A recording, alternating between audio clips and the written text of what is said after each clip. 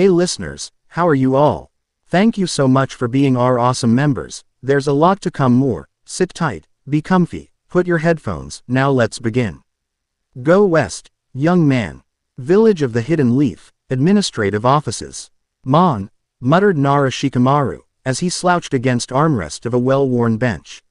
I can't believe we're reporting for missions already.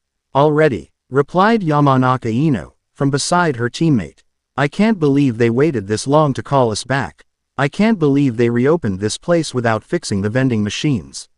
Leaning forward, Shikamaru and Ino silently glared at the ninja sitting at the far end of the bench. But as usual, Akamichi Choji ignored them, instead rummaging through his near-empty bag of potato chips. After a moment, Shikamaru sighed and leaned back, while Ino just shook her head. Neither bothered actually responding. It had been little more than a week since the end of the Chunin exam. And the battle that had erupted from it. Though quick evacuations had prevented many civilian casualties, street-by-street fighting between the sand, sound, and leaf ninjas had left large swaths of wreckage throughout Konoha.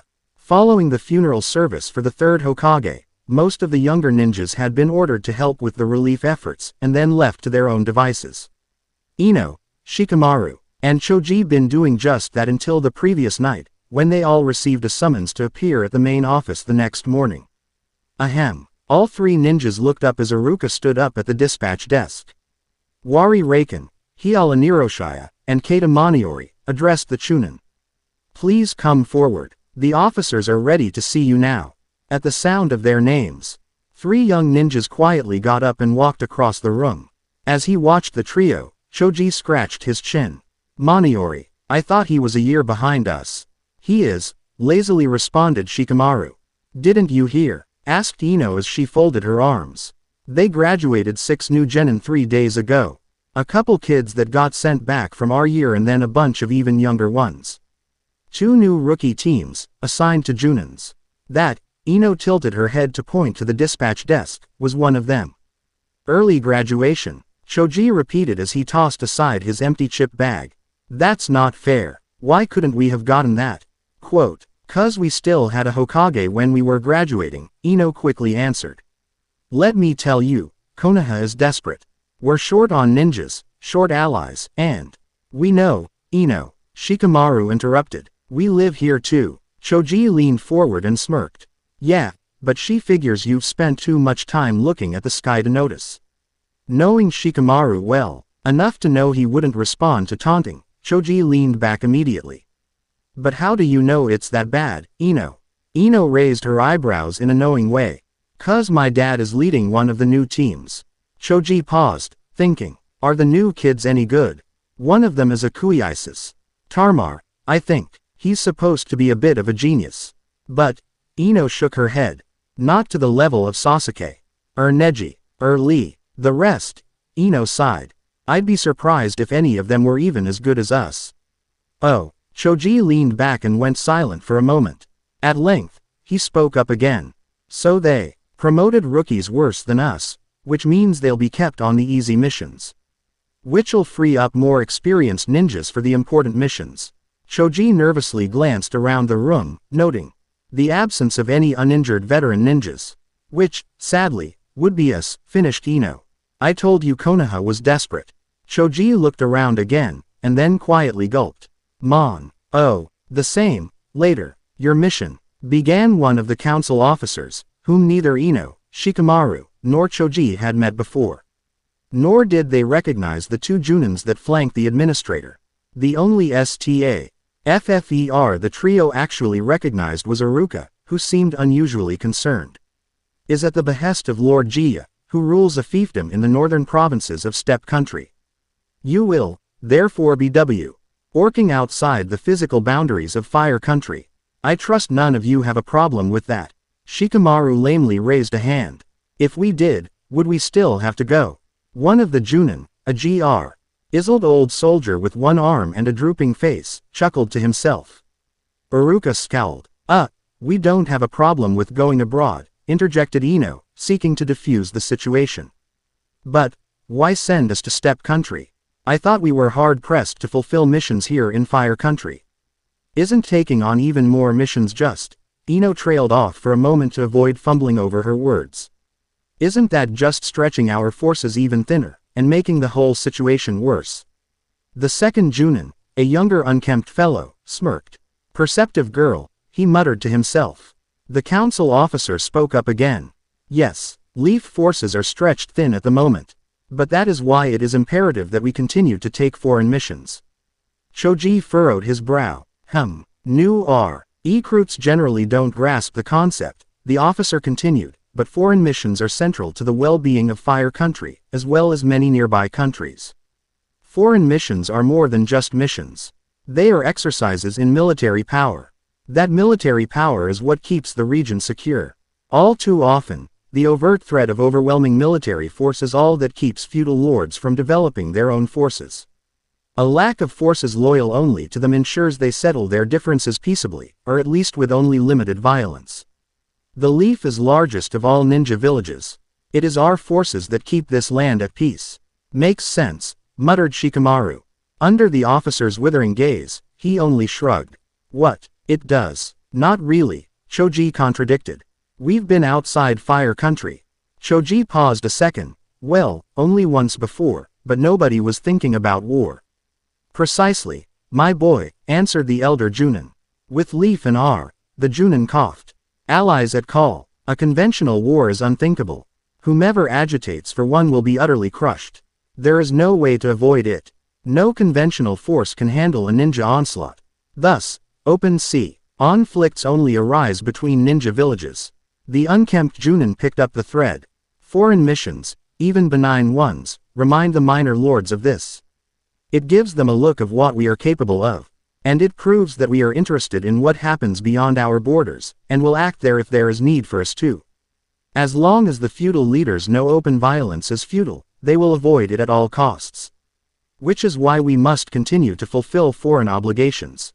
Even to the expense of domestic ones, finished the officer. The moment we begin shirking our duties, that we decline to use force when we are expected to. We send a message to all potential agitators. We tell them that we won't always get involved. And that means that the use of force, their use of force, just be a viable means of attaining their goals. The officer looked at each of the trio, his face deadly serious. In short, it would signal that war is not unthinkable. And that would make the world a much scarier place. Choji seemed to shrink back. So, we have to go stop a war. The injured Junin gave a hearty laugh. No, boy, nothing so dramatic as that. Good, muttered Shikamaru. So what is our mission? Asked Ino, with a slight twinkle in her eye. Now that the civics lesson is over. The officer glanced at Ino, unamused. As I said, you will go to the aid of Lord Jia, in Steppe Country. Several weeks ago, a number of people went missing from the countryside near his manor. Rather, a number of weeks ago it was noticed that the people were missing. Due to the nature of rural life, it is impossible to determine an exact date for the event. What? Half-heartedly prompted Shikamaru. They couldn't bother talking to the farmers who lived next door. The unkempt Junin cleared his throat and replied. There were no neighbors to speak of. Outside of a few key valleys, the province is virtually uninhabited. The missing people all vanished from the same habitation, a SM. All gold panning outpost on a mountainside. No more than 25 people, mostly rogues, squatters, or other vagrants. None of them had anything more than sporadic contact with the local lord. The settlement, was found ravaged and abandoned by some traders who passed through. Bandits are not unknown in that area, continued the injured Junin. They mostly prey on travelers and villagers on the fringes of settlements. This, however, represents a major strike. The council officer nodded and continued the thread. Lord Jia is concerned that any attempts to use his own security forces to seek out the perpetrators would leave his citizenry open to direct attack. And given the audacity of the bandits, his concerns are not unfounded. Bandits, said Choji with a trace of unease. I thought you said it wouldn't be so dramatic. The injured Junin chuckled. That isn't dramatic. Highwaymen are standard fare for foreign missions. Sometimes even in domestic ones. Choji scowled, unhappy at being corrected yet again. The officer sighed, tiring of the multiple tangents the briefing had taken. Lord Jia has sent a request and a deposit for AB level mission, and we are sending you 3 to fulfill this obligation. I want to emphasize that this is a punitive mission. The officer picked the mission scroll off the table and pointed it at the trio for emphasis. You will seek out the individuals responsible and either bring them to justice, or inflict justice upon them. You will not be asked to justify any casualties you leave behind. Their mouths falling slightly open, Shikamaru and Choji's eyes widened in surprise. Oh, said Ino, being the only one able to articulate herself. AB level mission, so I guess our sensei will joining us after the briefing. No, replied the unkempt Junin, looking to the side. Asuma is currently engaged in a different matter. Ino blinked. Then, you're trusting AB mission to Genin. That's not quite true. Ino, Shikamaru, and Choji all looked at Iruka, who had spoken for the first time since calling them forward. Leaning slightly to the side, and seemingly trying to avoid eye contact, the Ninja Academy instructor continued. In spite of recent events, the senior Junin have found the time to discuss various performances in the Chunin selection exam. And coming from those deliberations was the decision to, Iruka closed his eyes in resignation. Promote Nara Shikamaru to Chunin. With eyes even wider, Shikamaru and Choji openly gaped. But, stuttered Ino as she looked frantically from Junin to Junin. But Shikamaru lost. He gave up. As well he should have, said the wounded Junin. Leaning back and stroking his disfigured cheek with his remaining hand, the Junin wistfully continued. Without any chakra left, a tactical withdrawal was Nara's wisest course of action. It allowed him to escape unscathed from a very cunning adversary. But up to that point, he had thoroughly outfought Tamari. Quite a feat, as she outclasses Nara in every aspect. Further, to have done so without any surprise maneuver or overwhelming blood type limit, the Junin smiled, as much as he was able to. Pure talent, he said, addressing Shikamaru directly. That's what you've got, boy. May it take you far. At the officer's bidding, Iruka stood up and handed Shikamaru the mission scroll and a neatly folded flak jacket. The mission is yours, Shikamaru. Iruka informed. Ino and Choji are currently yours to command. The mission as we received it from Lord Jia is in the scroll. We expect the 3 of you to be on your way by nightfall. And, Iruka trailed off, trying to find the right words. Good luck. With that, Iruka sat back down in resignation. Whoa, muttered Choji. Wow, added Ino. Shikamaru stared blankly at his new uniform. Mon. Hard ground. The forest west of Konoha, late afternoon. The area's clear, reported Ino as she jumped down from the top of a tree. There's a road about 3 clicks to the west. Smoke from a village about 20 clicks north, and that's about it. Nothing unnatural. Ino smirked as she glanced at her 2 companions. Like there would be, this close to Konoha. What could possibly? Ino. Don't say that. Ino slowly closed her mouth and gave an enthusiastic shrug. Ah, right. Wouldn't want to jinx us. The trio had stopped in a clearing by a small creek. Shikamaru was sitting on a small rock outcropping, hunched forward and staring at the grass in front of him. Choji was sitting cross-legged on the ground, wolfing down a bag of chips. Ino, having just returned from doing reconnaissance, took a seat on a large tree branch that had fallen into the clearing. The trio's 3 travel packs were sitting in a neat pile between Choji and Shikamaru. So, fearless leader, Ino prompted, with a mocking note to her voice. We've been on the road for about 4 hours now. More than enough time for you to mull things over. Are you ready to start dispensing orders yet? Shikamaru wearily looked up, then sighed. Actually, yeah, Choji, listen up, and, enjoy the snack break while you can. We won't be taking them once we get out of Fire Country. Choji looked up abruptly. Quote, sorry, Shikamaru muttered, but we gotta stay focused. So eat whatever you need during the main meals. Ino leaned back. Stay focused. Nara Shikamaru wants us to stay focused. Choji, recovering from his earlier surprise, grinned. Hey, maybe they were right about you deserving that jacket, Shikamaru. Shikamaru tugged uncomfortably at the jacket's collar. Maybe, maybe not, but it does change your perspective. Amused, but serious, Ino leaned forward. Okay then, fearless leader, what's the plan? The plan, Shikamaru replied, is this. Ya's fiefdom is in the north of steppe country. Way to the north, border north. As he spoke, Shikamaru pulled out a kunai and began sketching a map in the dirt. Right next to Rain Country. And just beyond some disputed territory here, you'll find Wind Country. Wind Country, Choji repeated, feeling uneasy. That means Sand Ninja territory. Ino, having remembered the basic geography of steppe country from her academy lessons, looked seriously at Shikamaru. You don't think other ninjas did this, do you? That Jia hired the leaf to fight off the sand or rain.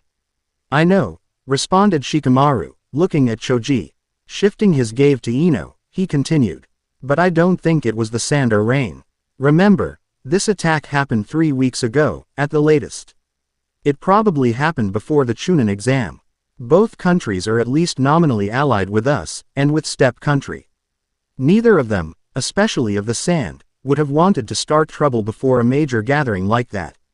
And even if they did, they wouldn't have done it by attacking something so pointless. No, Shikamaru concluded, looking back at his map. This was bandits. Shikamaru used his kunai to mark a point on the map. Jia's capital is here, well away from the rain border. The Junin in our briefing said that most of the province was uninhabited. That may be, but according to the map Jia sent in the mission scroll. Shikamaru added 3 lines to his sketch. There are well-settled valleys here, here, and here. Which means there isn't much of the province that is inaccessible. Choji narrowed his eyes, thinking. So, prompted Ino, figuring that Shikamaru was just walking them through what he had already figured out. So any serious patrol could cover most of the uninhabited lands. The bandits wouldn't find any refuge there. After pulling off a hit like what they did, there's only one safe place to fall back to. Shikamaru paused and glanced at both his companions. No man's land. The stretch of land bordering wind, rain, and steppe. Since none of the countries are in total control of it, no one can police it properly. It's just the sort of place outlaws would hang around in. Because no one can follow them in without causing an international incident. Even as, I'm afraid.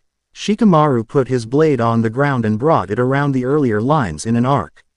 As we approach, we're going to skirt the border of the border.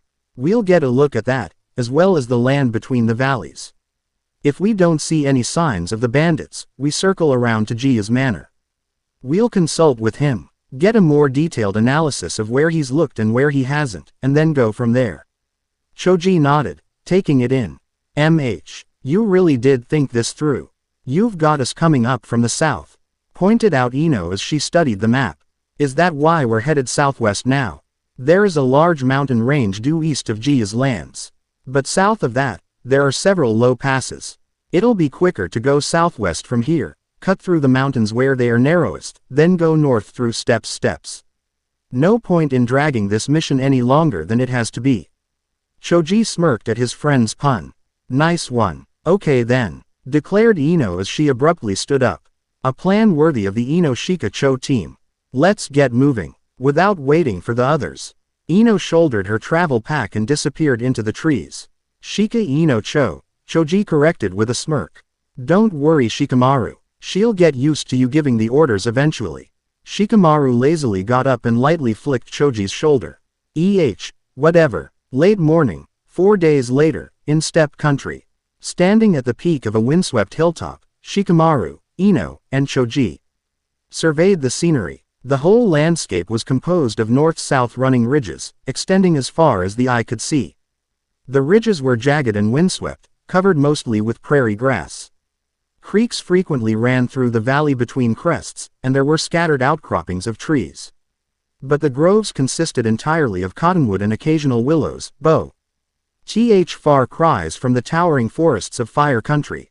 Despite the apparent harshness of the environment, the trio could pick out multiple signs of at least seasonal human habitation. Yup, confirmed Ino, holding a spyglass to her eye. Rain. Choji wiped some sweat from his forehead and glanced up at the cloudless sky. I wish. You sure? Shikamaru asked, without much enthusiasm. Ino as she tucked the spyglass into a side pouch of her travel pack. It's a fortress with 4 lines painted in bright blue on Lookout Tower. I'm pretty sure it's rain. Choji muttered. That makes it the 3rd outpost we've seen. Quote, so much for the disputed territory, Ino joked. I would say the Rain country has been making a power grab, Shikamaru muttered. But those outposts don't look recent. They've had that land for a while. So either G has sent an old map with the mission, or Steppe country just doesn't want to admit that the Rain controls the territory. Choji wiped his forehead again. So what does this do to our plans? Shikamaru sat down and stared lazily at the sky. Not much, he replied at length. The bandits could still be taking refuge in Rain country. And this part of Rain country is a lot closer to the missing settlement than the official border. We'll keep skirting this border, and keep a lookout for any sign of the bandits. What kind of sign? Bluntly interjected Ino. If we assume Rain is actively sheltering the bandits, they won't be sitting out in the open. We're not assuming that, Ino, Shikamaru retorted. You assumed that. IONL. Why mention the bandits could be on that side of the border? They could still just be outlaws that cross the border to avoid steppe pursuit. Shikamaru sighed and went quiet for a moment. Look, with what we know now, we can't say one way or another where the bandits will likely be. So we keep our eyes on both sides of the border. And we keep our heads down. We don't want to get spotted by any Rain lookouts. Ino raised an eyebrow. Any reason for that, or just general secrecy? General secrecy, Shikamaru replied as he stood up. Dealing with other ninjas is troublesome, and I'd just rather not have to do it. Now that's the Shikamaru we both know and love, proudly proclaimed Ino. Choji just smiled. Come on, Shikamaru muttered, shaking his head. Let's keep moving. Northeast, 5 hours later. Well, yelled Ino, trying her best to be heard as she leapt through the air. You said you wanted Rain, Choji. Me and my big mouth, Choji muttered. Shikamaru remained silent, but did smirk. His amusement, however, was fleeting. The clouds had looked innocent enough when they first appeared nearly an hour earlier. Not even Shikamaru had noticed them at first. But they quickly developed into a line of full-fledged thunderstorms, stretching along the entire horizon. After the rain started, Shikamaru, Ino, and Choji barely had time to get their travel cloaks on before they were engulfed by the deluge. Ordinarily, Shikamaru would have called a halt in such a situation. But as it was, the trio hurried on. Before the clouds opened up, the trio had sensed something unusual. An odd smell on the breeze and a faint echo through bedrock of the ridges. Naturally, they moved in to investigate. But then came the rain. How much farther do you think it is? Choji yelled out. Can't be much farther, Ino replied. I think. The three ninjas landed on a ridge in rapid succession. Ino jumped forward immediately, while Choji paused for half a second to gauge the distance in the rain. Shikamaru landed in crouch, and took a quick look around. Hey, he yelled at his comrades. Hey, 20 meters down the way, Ino landed and looked back. It's back here, Shikamaru gestured with a wave of his arm. Then carefully began to pick his way down the slope of the ridge. Ino grabbed Choji as he landed beside her and pointed back to Shikamaru's position. The chubby ninja nodded, and the two of them made their way back on foot. Oi, Choji muttered a moment later as he and Ino came up behind Shikamaru. I can barely see anything in this weather. Yeah, replied Shikamaru without any enthusiasm. The Chunin was crouched down with a grim expression on his face. It is troublesome. Beside Choji, Ino caught sight of what was beyond Shikamaru and stopped in her tracks. I'll say, Choji agreed. It's like, Choji trailed off. There was a long moment of silence before he spoke again. That, normal. Of course it is, Choji, Shikamaru deadpanned. Cows turn themselves inside out all the time. Again, all three ninjas went silent. Before them lay a multitude of stripped cattle carcasses. The hides had been torn off, as had much of the meat, but not entirely. And not uniformly. What happened here? Asked Choji, horrified. Shikamaru, crouched in front of an upturned ribcage, responded in a level tone. Feeding frenzy. Unnerved, but unafraid, Ino began wandering forward. Then you've seen something like this before. Shikamaru remained where he was, and stared intently though the mangled corpse before him. I've seen a few kills, down on the family range. Every so often a jaguar will sneak in, will bring down a doe, maybe a fawn, then drag it off. They eat their fill, sometimes over a couple of days, then leave what's left. After that, the scavengers take over. From there, the carcass is slowly stripped clean. Shikamaru paused, letting the rain fill the silence. This is a fresh kill. The predator had its fill, but the scavengers haven't even noticed it yet. Ino looked back through the downpour. Shikamaru, I can see at least 15 of them from here. What kind of predator would kill this much? I don't know. Shikamaru, calm down, Choji, Shikamaru ordered. If it was still here, we would have known about it by now. Just search the perimeter, and look for any sign of what did this. Shikamaru, Ino interjected, in this rain. There's not going to be anything to find. The trail is cold already. We don't know that yet. Choji and I passed a watering trough coming here, and there's a lean-to right over there. Ino gestured angrily as she approached her teammate. We're standing in a cattle path. The grass here was worn away, and the land wasn't exactly bone dry before. Look around, Shikamaru. This was mud before. Now it's soup. Everything is already washed away. Even the blood is half gone.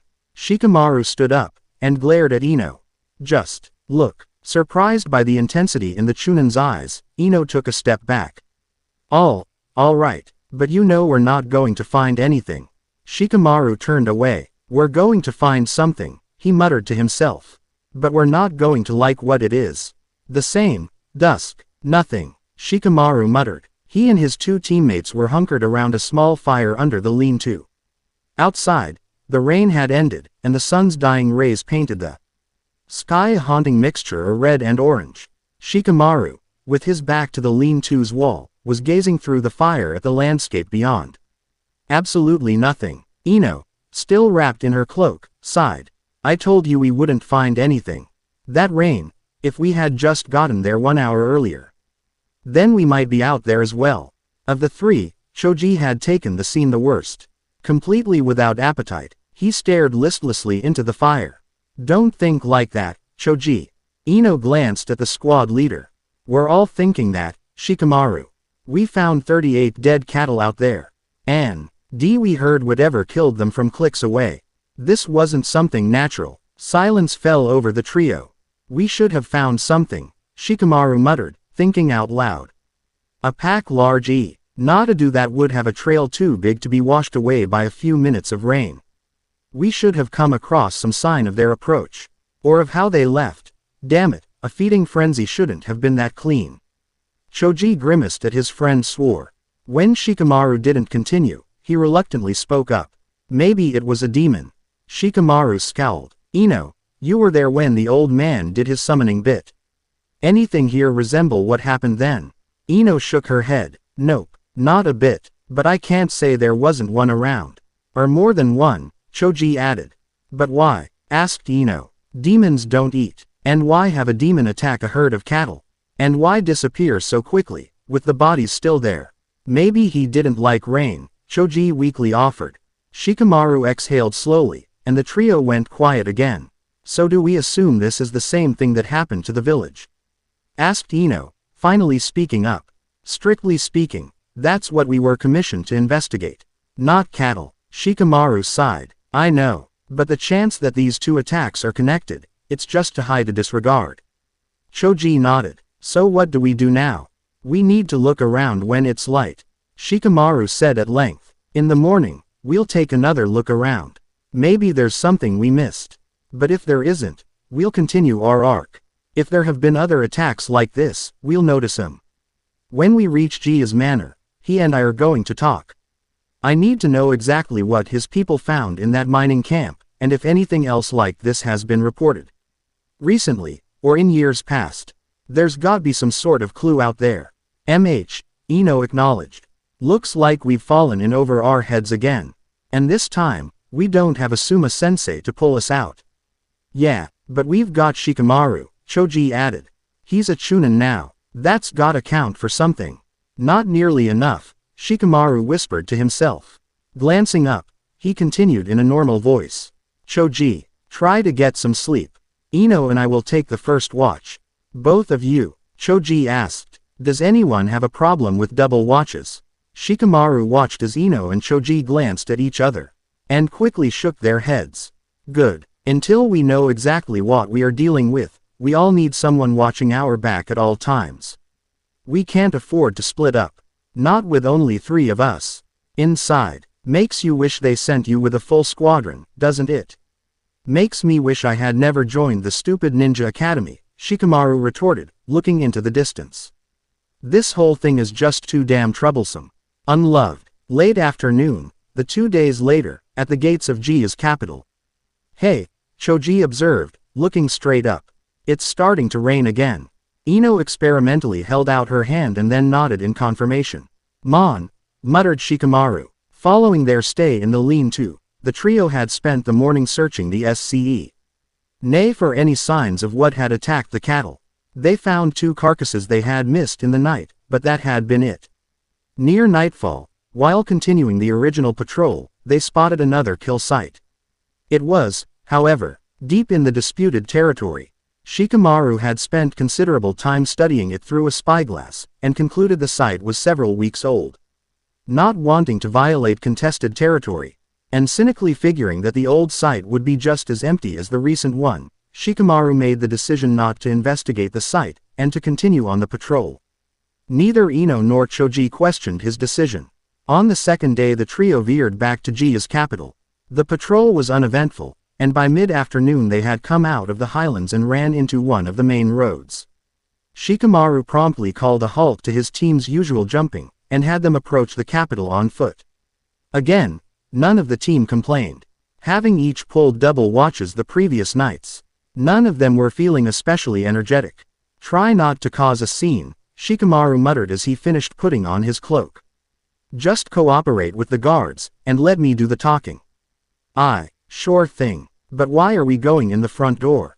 Shikamaru sighed and continued walking. Because I don't want to bother sneaking in. Just stay quiet, would ya? As the trio approached the gatehouse, a guard in light armor held out his arm. Hold up kids, the guard intoned. You aren't from around here. State your purpose in Hanryo. Shikamaru pulled the hood of his cloak back slightly so the guard could see his face. We're here to speak to Lord Jia. Right, the guard said flatly. Try again, kid. We're here to speak to Lord Jia, Shikamaru irritably repeated. We are from the village of the Hidden Leaf, and we wish to speak with him about the mission he commissioned of us. As he spoke, Shikamaru pulled the mission scroll out of his travel pack, and shifted his cloak to reveal the leaf insignia on his left sleeve. The guard stared for a moment, blinking. I'll go tell him. But, the guard eased towards the door of the gatehouse. No RRIORS are allowed in Hanryo without papers from Jia, so you'll have to wait out here for now. Obviously concerned that the Shikamaru wouldn't take the news well, the guard darted into the gatehouse, shut and bolted the door, and sprinted into the city. Shikamaru sighed and replaced the scroll in his travel pack. Nice going, genius, Ino complained. We could have snuck in just fine. But now, we get to wait out here. In the rain, Choji surveyed the brick gatehouse and earthwork walls. We could still jump this, he flatly stated. Shut up, retorted Shikamaru. The Chunin pulled his hood all the way over his face and casually sat at the base of the wall. We're waiting here, so just relax, and deal with it. 2 hours later, in Jia's manor. It's amazing how good a hot bath can feel after a week on the road. Happily observed Ino. A week, Choji joked from beside her. We weren't on a road for more than a day and a half, total. Shikamaru glanced at his 2 comrades, but said nothing. Lord Jia, upon being notified of Shikamaru's arrival, had reacted quickly. Though busy himself, he had sent word that Shikamaru and his team should be brought in immediately and escorted to his manor. The trio were to be given quarters in which to freshen up, and would later attend dinner with Jia and his sons. Ino was overjoyed at the prospect of being pampered in the home of feudal lord Choji, having more than regained his appetite, was looking forward a lavish meal.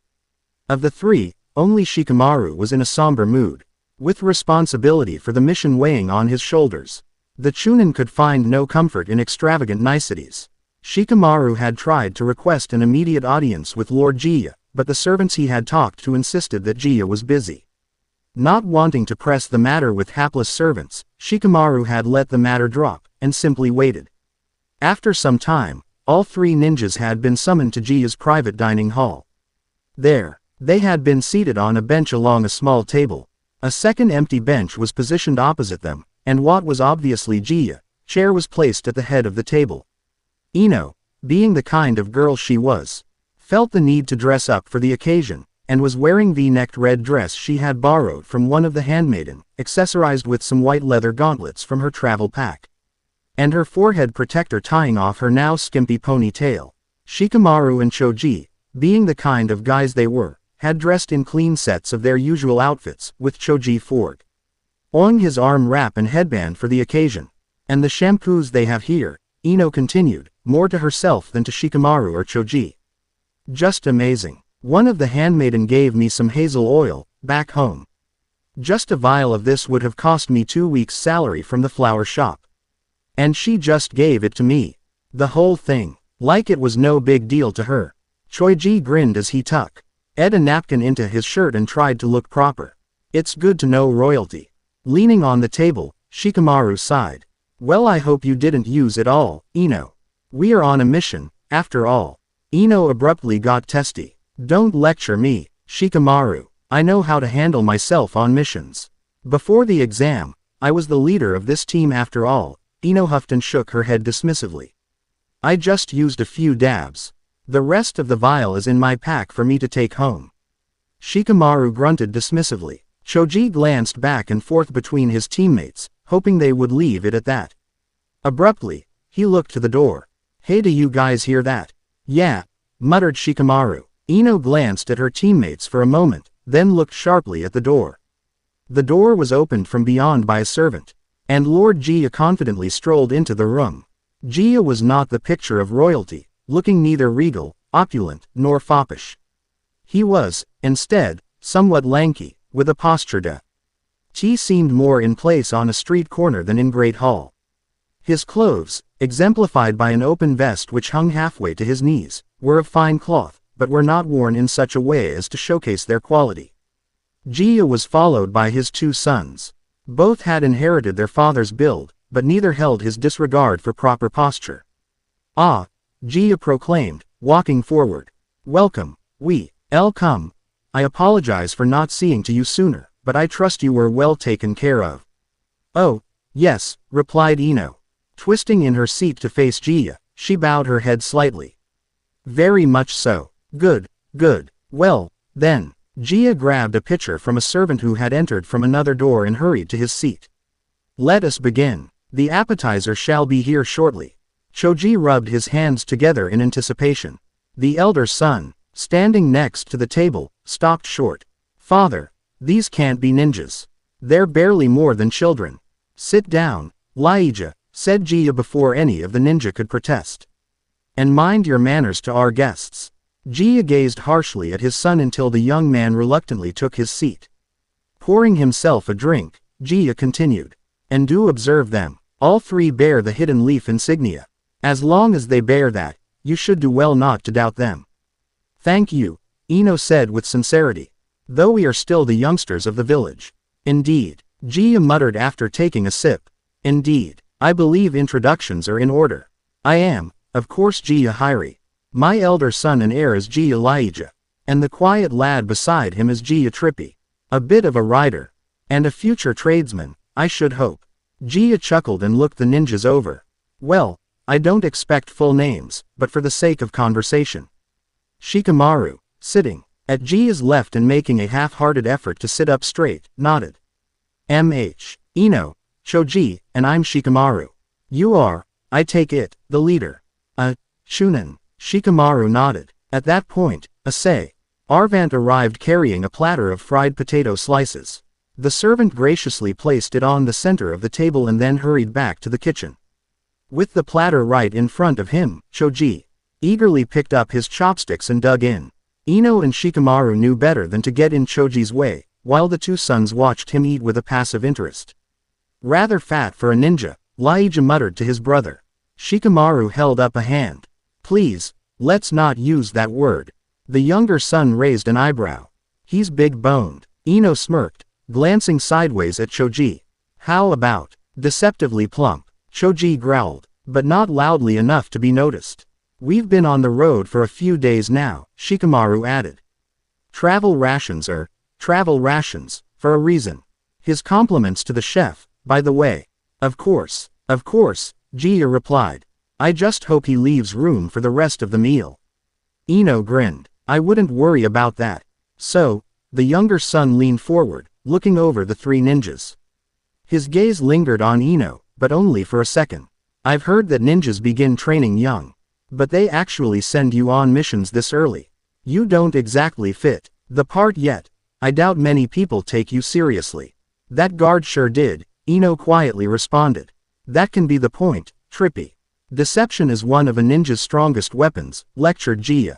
Quote, if they can get others to underestimate them, their job is all the more easier. That's almost the way Iruka put it, said Ino, addressing Gia this time. You seem to know quite a bit about how ninjas operate. Gia smiled. Yes, well, I have a general understanding. Comes from experience. I've hired leaf ninjas on, well, many occasions. Leaf ninjas? Skeptically asked Shikamaru. And the village of the Hidden Rain is barely 2 days away. At the mention of the rain, the elder son scoffed. Gia, acknowledging the response, leaned forward. Yes, well, I hire rain ninjas running messages and such, but for more important assignments, I trust the leaf more than the rain. They bring fewer agendas with them. They have less interest in the area. Gia closed his eyes and nodded to himself. Sitting up, he continued in a louder voice. Besides, leaf ninjas are generally of higher quality than the rain. Indeed, I've heard local ninjas dominated your recent Chunin competition, did they not? Oh yeah, agreed Ino. Leaf, sand, and sound, and that was it. Sand and sound, repeated the elder son, still not impressed by the guests. We've also heard they caused choir a row at the competition. Declared open war, more precisely. The table went quiet for a moment, as even Choji paused in his eating. Laija, the attack was repulsed, Shikamaru said in a grave tone. The sand has already surrendered to us. The sound is isolated, and have lost their front-line warriors. They will be dealt with. Ino nodded. It'll take more than killing the Hokage to bring down the leaf. We'll bounce back. Ino tossed her head to the side. We're already bouncing. Lord Gia glanced around for a moment, looking for some excuse to break the uncomfortable silence that followed. The excuse soon came in the form of the main course. It's fish, Gia informed as some servants began setting plates on the table. Perch, from my private pond. Small, but quite tender. And when spiced right, and with the proper grains, delectable. I hope you enjoy it. Oh, I will, said Choji. I'll bet, deadpanned the elder son. As the last meal was set, Trippy leaned forward with some interest. So were you in Konoha for the Chunin competition? The actual competition, I mean.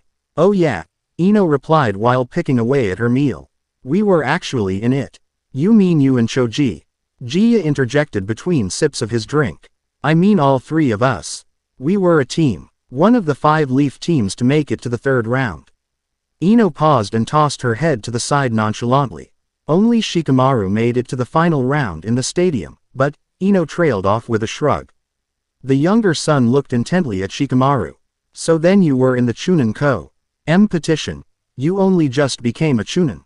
Shikamaru glanced at Ino, annoyed with her for letting that fact slip. Yeah, the elder son snorted, and it was an exam, not a competition. Shikamaru irritably corrected. Choji, having finished off his plate, nudged Shikamaru. Good thing, too, he joked. Or else you'd still be a genin. Indeed, said Gia, not having heard Choji's comment. Indeed. So you 3 were a squad coming out of your academy. And they kept you together, even after one of you got promoted. Choji shrugged. Well, you don't break up a good team. After saying his piece, he raised his arm to flag down a servant girl for seconds. And the 3 of you, droned Laija, make up a good team. The best, Ino bluntly replied. There is no team Betty. Other than the Ino Shika. Ino broke off for a moment before reluctantly correcting herself. Shika Ino Cho combo. Laija snorted again. Ino leaned forward and gestured with her chopsticks. I'm serious. The only one to be promoted from that exam came from our team. And of all the teams that made it to the final round, we were the only one not to have a member injured, hospitalized, or crippled during the exam.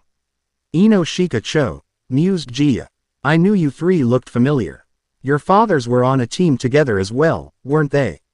Yes, I commissioned missions from them several times when I was younger. Ino looked at Jia with a lopsided grin on her face. Really? Yes, answered Jia nodding to himself. Very interesting bunch. Shikamaru shrugged. Runs in the families. With a smile tugging at the corner of his mouth, Jia looked fondly at his own sons. Yes, he said quietly. Yes, I suppose it does. Later, in Jia, private study. Please, take a seat, Sug. Ested Jia as he walked past Shikamaru and plopped down into a plush chair. The study, like most such rooms, was cluttered. It consisted of multiple desks, seemingly arranged at random and covered with books. Shelves of different styles covered most walls, and housed various scrolls, artifacts, and trinkets. The only uncluttered section of the wall was occupied by a giant map of the fiefdom. 3 meters high and 4 meters wide, it was made of wood and meticulously carved to match the contours of the land. Jia's capital was in the center of the map, with Rain Country to the north, Wind Country to the west. The rest of Steppe Country to the south and east, and the tip of Fire Country on the far eastern edge. Shikamaru, thoroughly annoyed, stayed where he was. Jia looked up, not fully appreciating Shikamaru's mood. I was told you needed to talk with me. About the mission you put us on. I hope what kept you was important. No, Jia shook his head. Routine matters of state, but had I put them off? For the masses, perception is often as important as reality itself. Had I broken the routine, they would have been unduly concerned. Jia shook his head again. But about the mission, you have found a sign of those responsible. We found a sign of something, the Chunin deadpan, 40 dead cattle. Slaughtered in less than an hour, and left half-eaten on the plains. No trace of what did it. Suddenly quite pale, Jia sat upright. Was that how the villagers were found? Jia put his fist to his mouth, staring blankly at the wall beyond Shikamaru. I don't know, but, Jia shook his head and met Shikamaru's gaze. The traders who reported the incident were religiously inclined. They tended to the bodies before leaving the camp. Out of reverence for the dead, they did not divulge the details of what they found. Only that it had been unspeakable. Where are these traders now? Gone. They were moving south. Likely they are out of the country by now. Have you investigated the encampment? We took their word on it. We then mustered additional guards for all the towns, and summoned you. Shikamaru carefully studied Jia's face for a moment. You said, but, there have been rumors, mumbled Jia as he closed his eyes. Hearsay. Really, about missing herds. Most cattle are out to pasture now, well away from the ranchers. But according to some, a few herds have gone missing. Not migrating to where they usually do. Then it's certain, Shikamaru concluded. You've got an infestation of something big.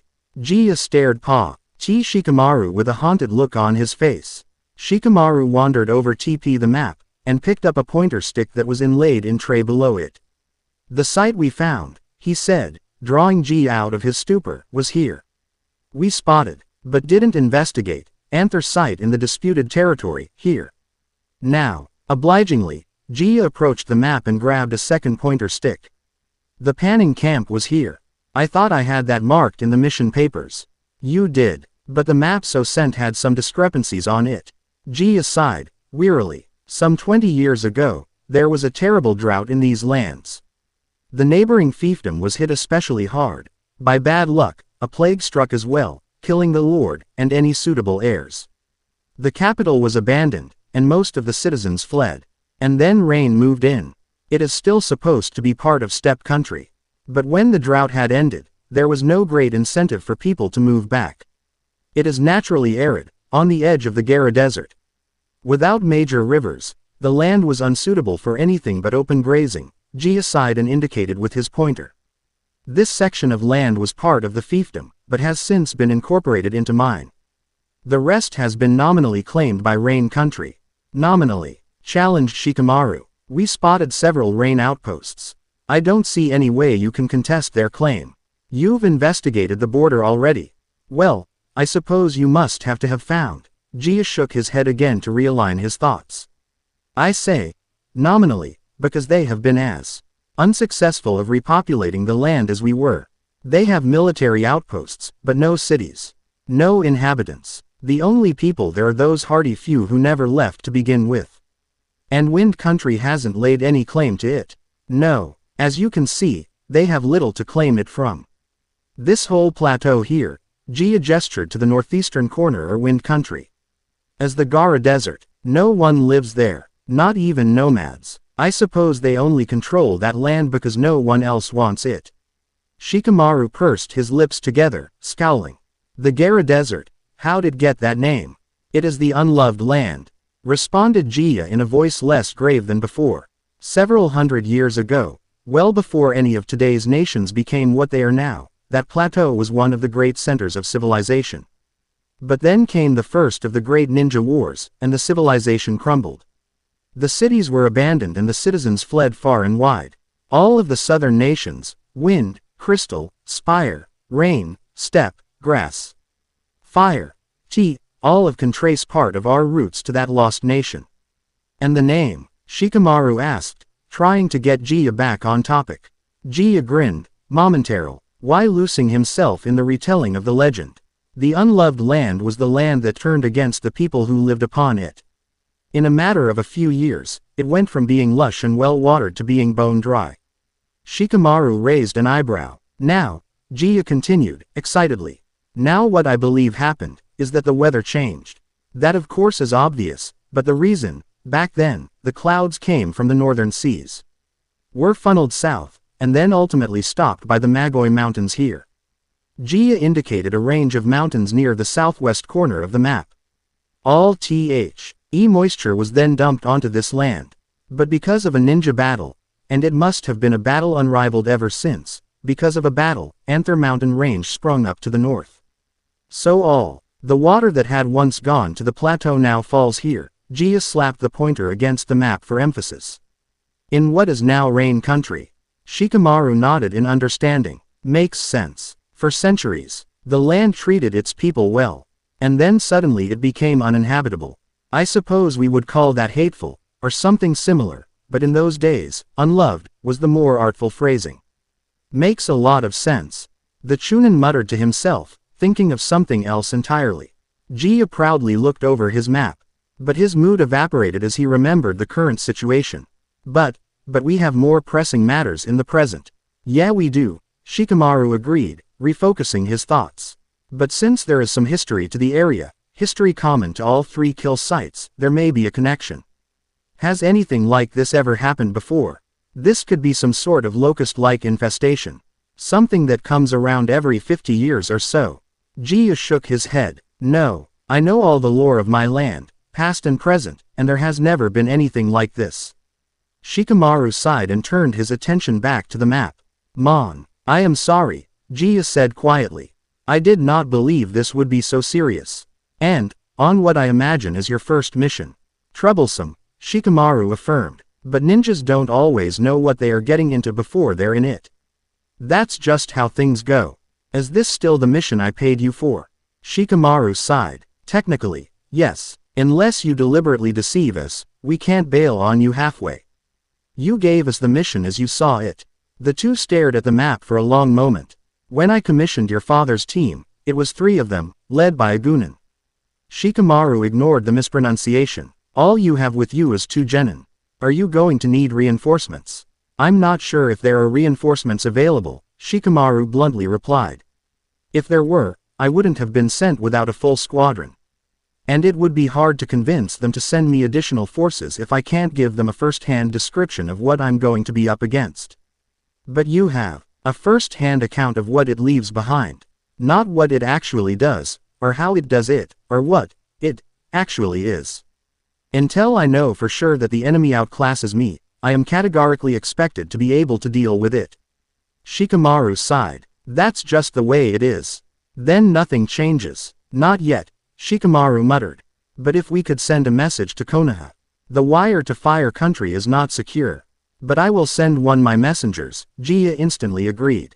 Shikamaru nodded. I'll write up a scroll tonight. Tell them what we found. That the mission is bigger than what was commissioned. That we are investigating exactly what it is, and that we may need backup if things turn out poorly. Jia nodded back. I'll have ink and a scroll sent to your quarters. And some wax for a seal. Jia paused for a moment.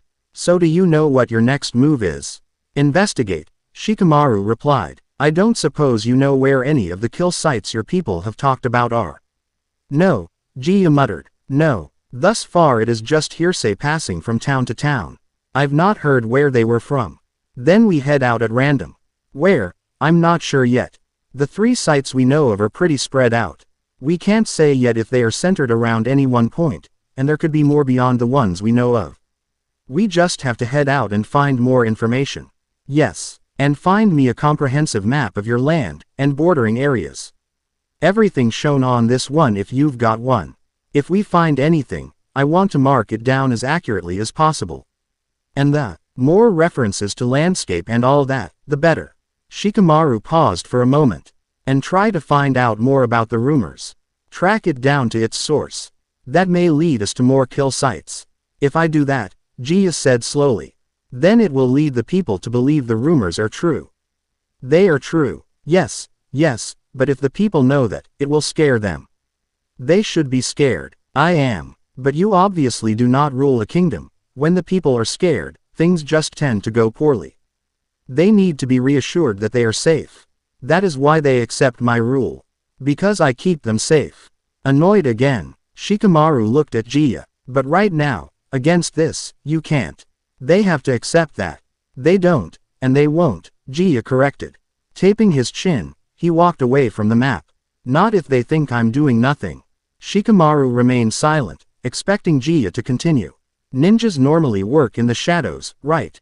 Jia prompted, abruptly twirling around. This time, don't. When you come near a town, visit it.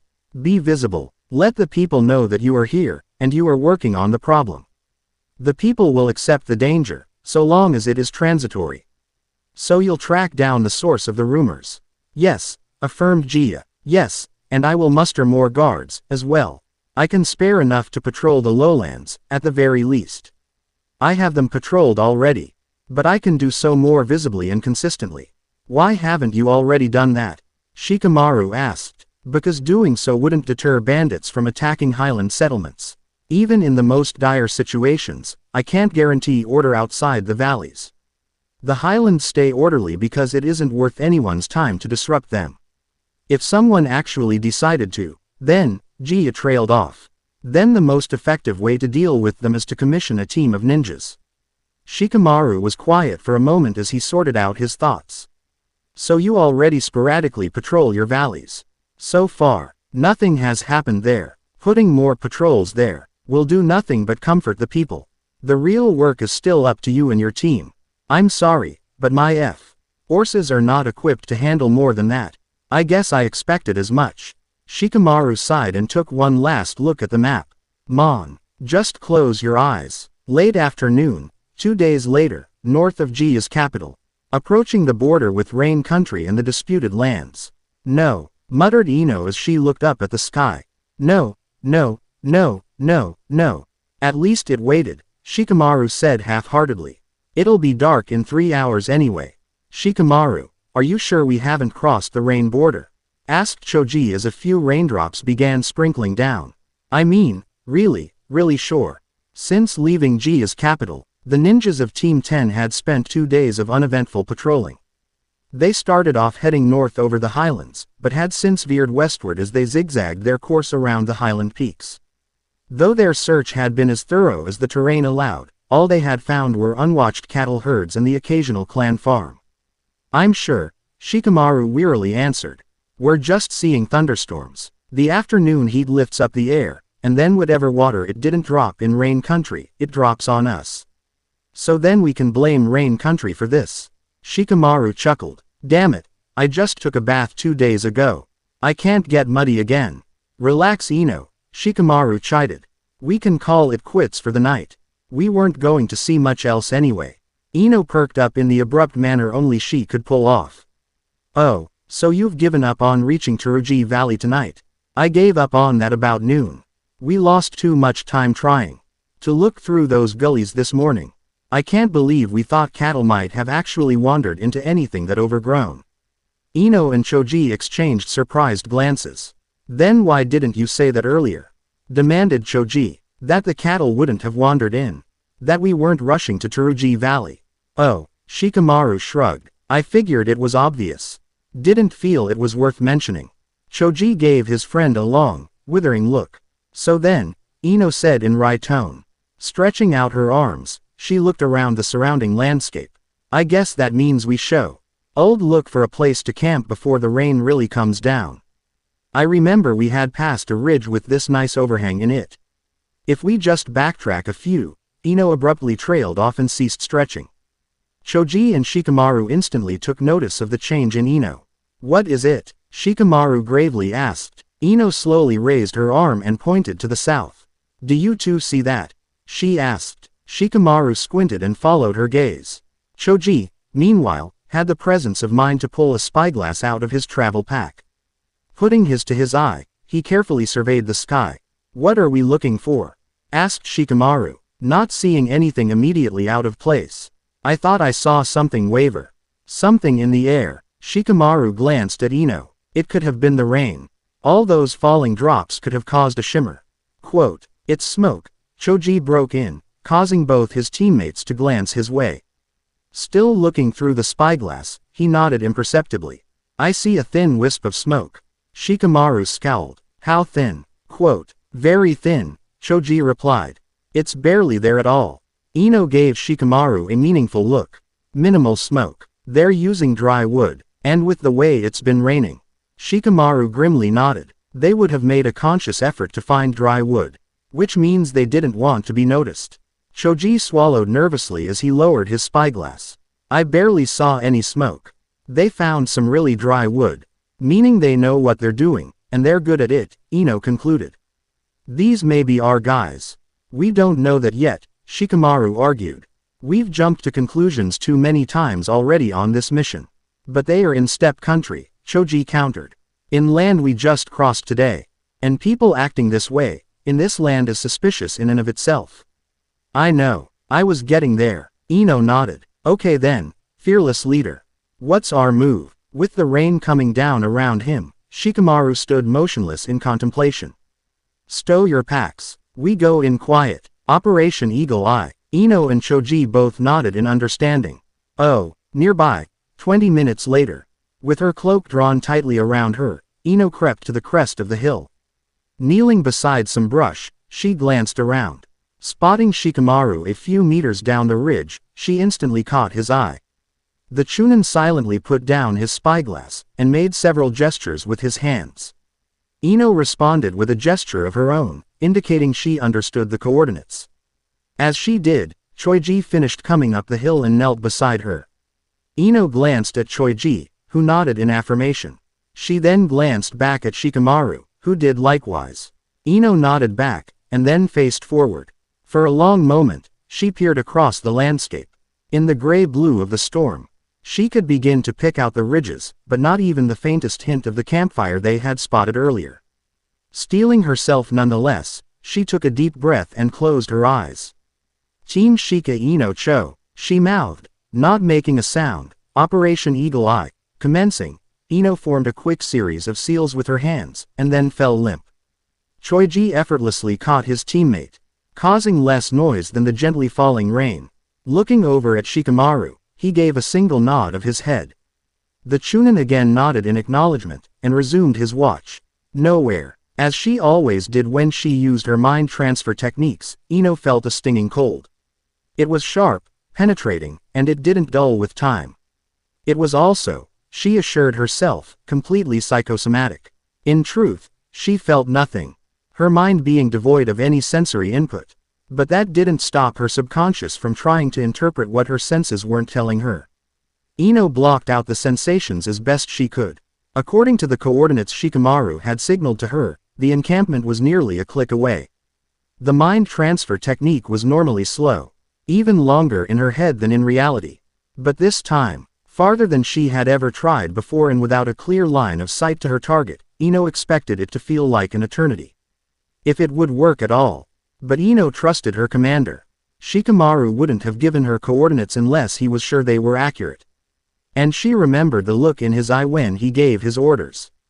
There wasn't any doubt in his mind that Ino could do what was asked of her.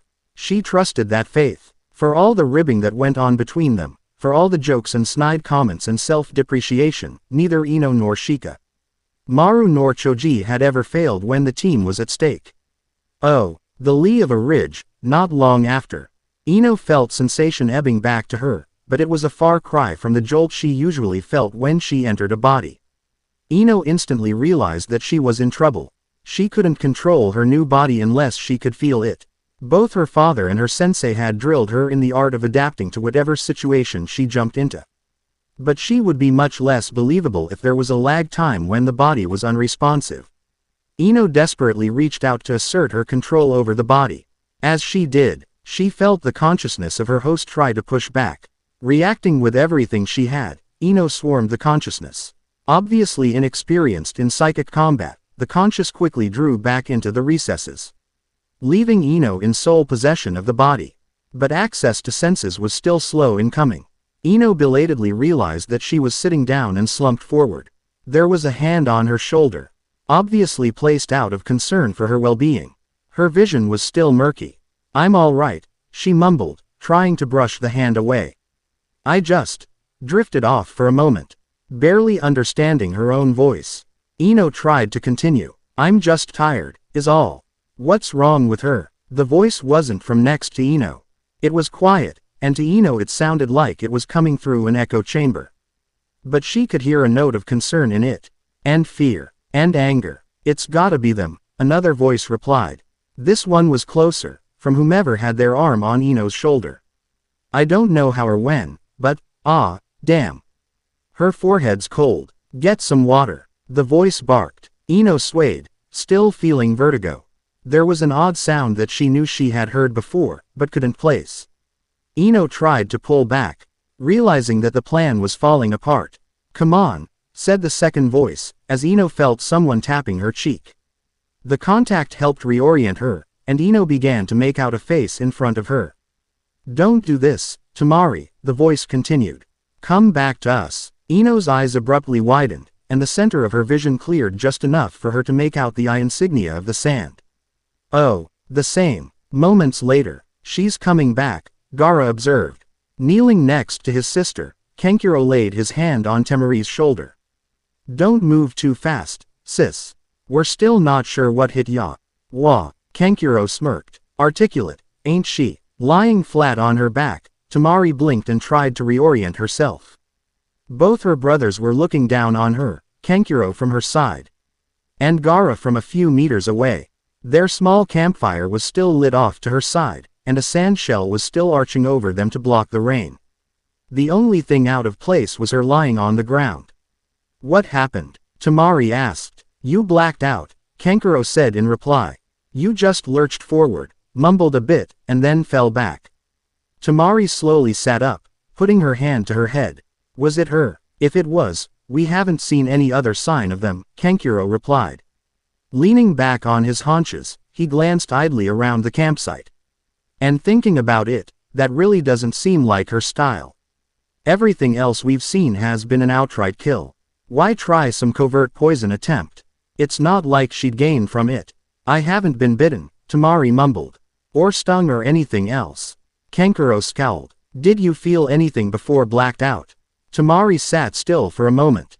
"No, I just, suddenly, found myself on the ground." The kunoichi's expression hardened as she abruptly stood up.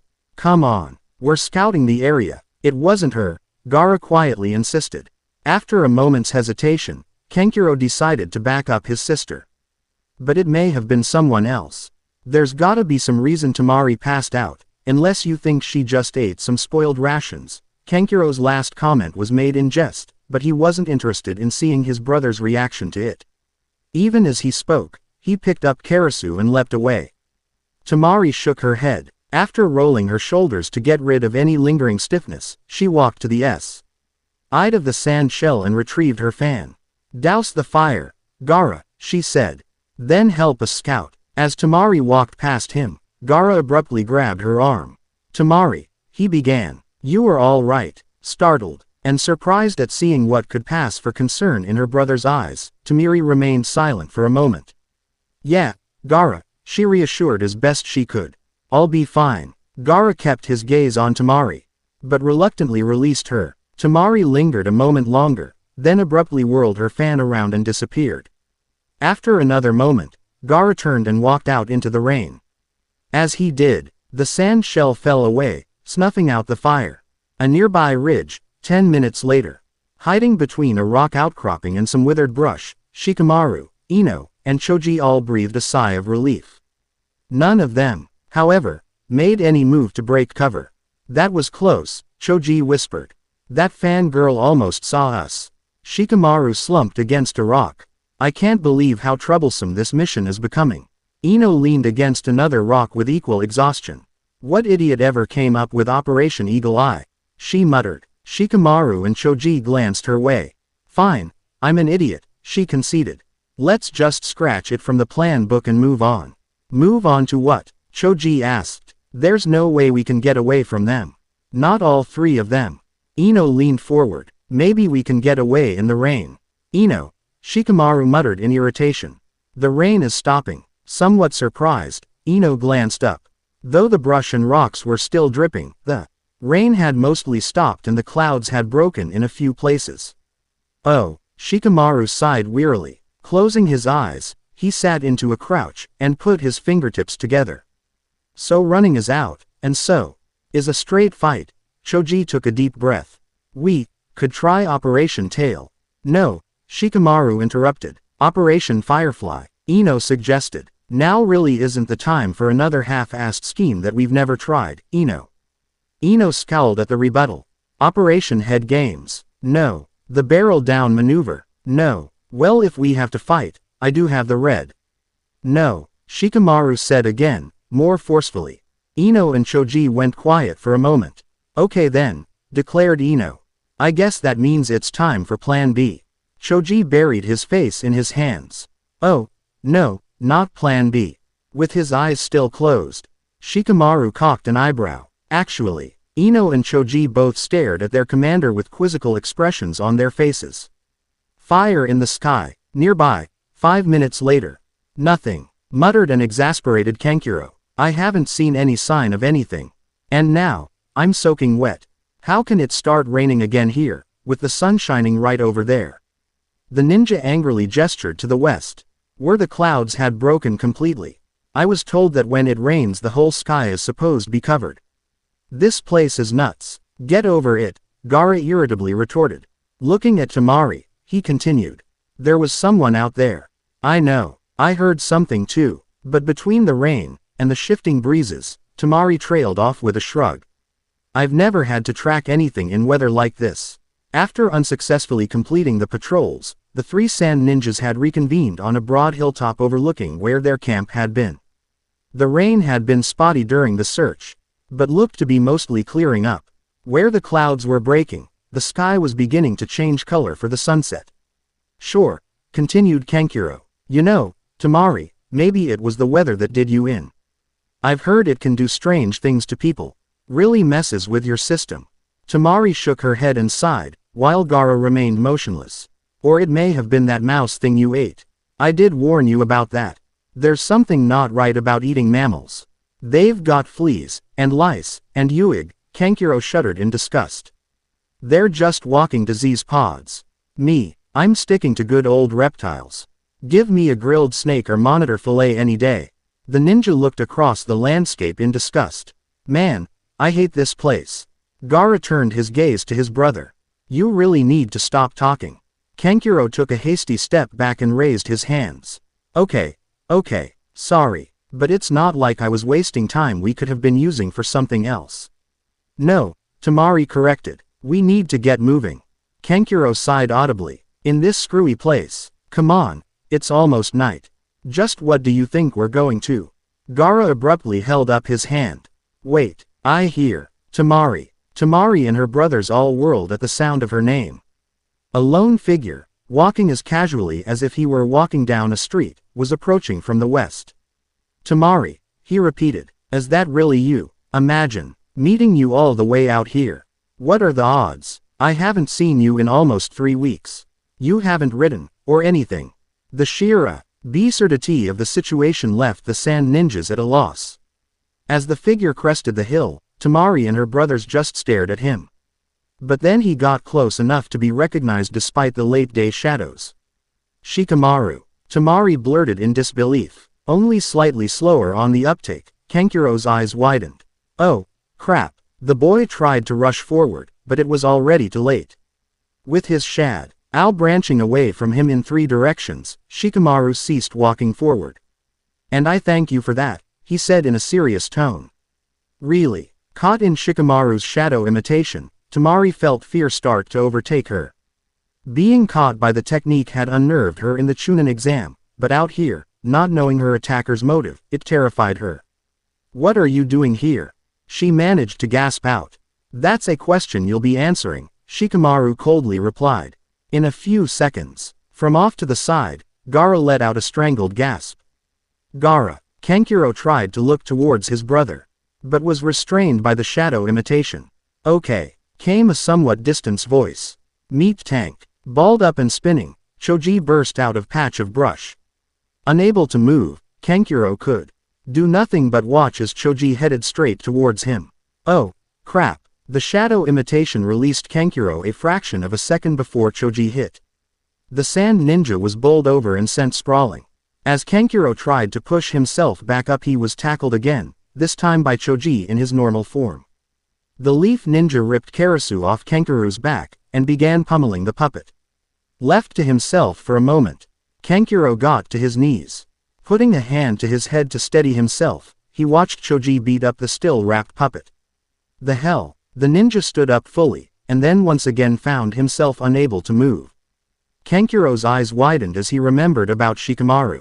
Choji, meanwhile, grabbed a small boulder, heaved it out of the ground, and slammed it on top of Karasu. Brushing his hands and breathing heavily, he walked back to Shikamaru. Wow, he muttered to the Chunin. It actually worked. I figured it would, Shikamaru quietly responded. Turning his attention back to the captured ninjas, he continued in a louder voice. Now then, let's start answering some questions. What did you do to Gaara? Temari breathlessly demanded. What happened to him? Shikamaru held up a hand, forcing his captives to do the same. Okay, see, I am the one who has you in the shadow imitation, and so I will be asking the questions around here. But, as a gesture of good faith, Shikamaru forced the ninjas to look to the right, giving Temari and Kankuro a glimpse of their brother. Gaara was no longer in the shadow imitation, but was staring forward with eyes wide and mouth open, completely unresponsive. Kankuro gaped at the sight.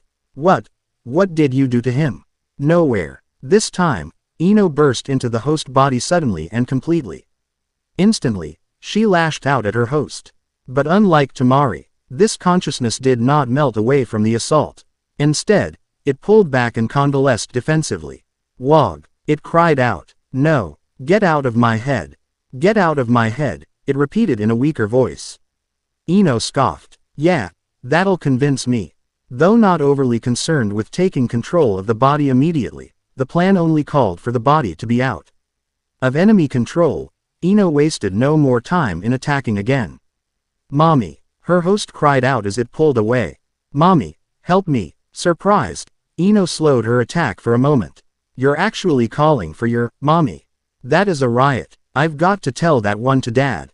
Despite the let-up, the conscious continued to fall back into the recesses of the mind. Content at driving it out of control, Ino stayed where she was. But as she was consolidating herself, she felt a ripple flow through the mind. Then something laughed. It was the deep maniacal laugh of something eager for stimulation. And it seemed to come from everywhere. Ah, Ino observed. You must be, Mommy. Another presence seeped out of the mind's recesses. Completely unlike a normal consciousness, it was all enveloping. Little girl, it said. I am no mommy. I'm Shukaku. Hi, Ino replied, figuring this was what Shikamaru had warned her about. I'm Ino, and I have no idea who you are dealing with. Shukaku finished. But thank you. You've driven the child away. Without him confining me to the subconscious, I can take control. For that, I am forever in your debt. I hope that comforts you, on your way to oblivion. Shukaku attacked, swarming Ino from all sides. Ha! Yelled Ino as she squirmed between Shukaku's thrusts. What makes you think you're in control here? I'm about ready to spank you like the red-headed brat you are. What? Shukaku roared in rage, and thrust at Ino anew. But Ino dodged, even more easily than before. Fool! Shukaku yelled again. Do you have any idea what you are up against? Nothing I haven't seen before.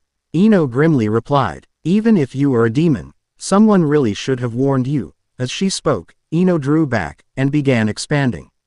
Never play mind games against a Yamanaka. The hilltop. They're not very good at being interrogated, Choji observed. Quite troublesome, Shikamaru agreed. Now, he said, addressing his captives again, tell me what you're doing here. Why should we tell you anything? Kankuro defiantly asked. Because if you don't, I'll kill you. Kankuro snorted. You don't scare me. I saw your fights. Anything you try to do to us, we'll do right back to you. Quote, Kankuro, Tamari warned. Don't. Choji, give him a blade. Kankuro's defiance dissipated. What? Shikamaru, pleaded Tamari. You don't need to do that. Please, we'll talk. Walking over to Kankuro, Choji pulled a kunai out of his side holster and offered it to Kankuro. Shikamaru reached out and grabbed air.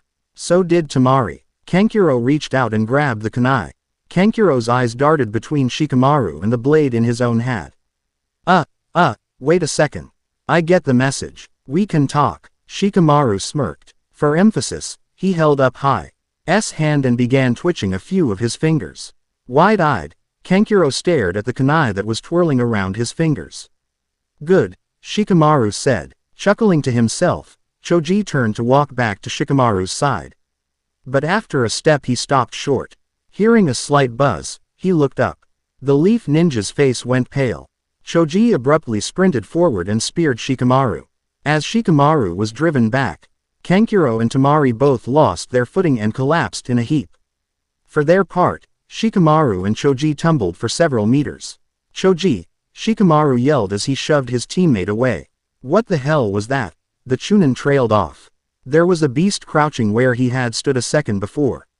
It was essentially a giant locust, standing a meter high and 2.5 meters long, with 6 legs. Carapace-covered wings on its back, spines articulating every joint, and glistening mandibles dominating its head. Shikamaru weakly finished. The insect hissed, reared down, and leapt forward. Choji rolled to the side. Shikamaru rolled on his back and sweep-kicked the insect in the head.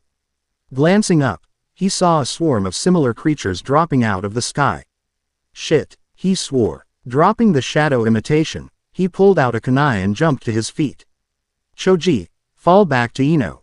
She's defenseless right now. Shikamaru punctuated his order by throwing his blade through the jaw of the insect he had just kicked.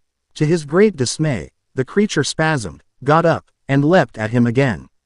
The Chunin dodged to the side, whipped out another blade, and hacked the still spasming creature's head off. Looking around, Shikamaru saw that the swarm was already upon them.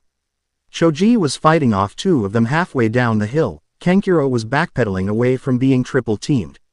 And another insect was in midair headed straight towards Shikamaru's face. A sudden gust of wind blasted the insect from its path. So these aren't friends of yours, Shikamaru dryly observed as he fell into a defensive stance. They're what we were tracking, Tamari replied. Whirling around, she swung her fan in hard downswing to blow away the 2 of the insects menacing her brother. At least until you showed up. A truce, then. Tamari spared Shikamaru a quick glance. For now, she answered with a smirk. Okay, yelled Kankuro in triumph, shoving the boulder off of Karasu. He activated his chakra strings and the puppet leapt to life. With 30-centimeter blades extending out from the puppet's arms, it lunged past Kankuro and slicked an insect in half. Sensing other target behind him, he spun on his heel, flinging Karasu towards his target. The puppet struck true, driving 2 blades into the insect. Hissing slightly, the insect glared at Kankuro. Oh, crap, Kankuro repeated for the 3rd time in as many minutes. This particular insect was more human than insect. She was humanoid, stood upright on 2 legs, and had a human-shaped head. But she was covered in chitin plates and spines. Had covered wings on her back, 4 arms, and mandibles covering her cheeks. With deliberate motions, she pulled the 2 blades out of her chest, grabbed Karasu and flung it to the side. "Prepare to die, human fleshbag," she uttered. "Temari," Kankuro yelled. "We've got drones." Ino felt the usual rush of sensations as she re-entered her body. The first thing she noticed was that she was face down on the ground. A sure sign of trouble, as team custom had always been to leave her body flat on her back or leaning against a rise of some sort.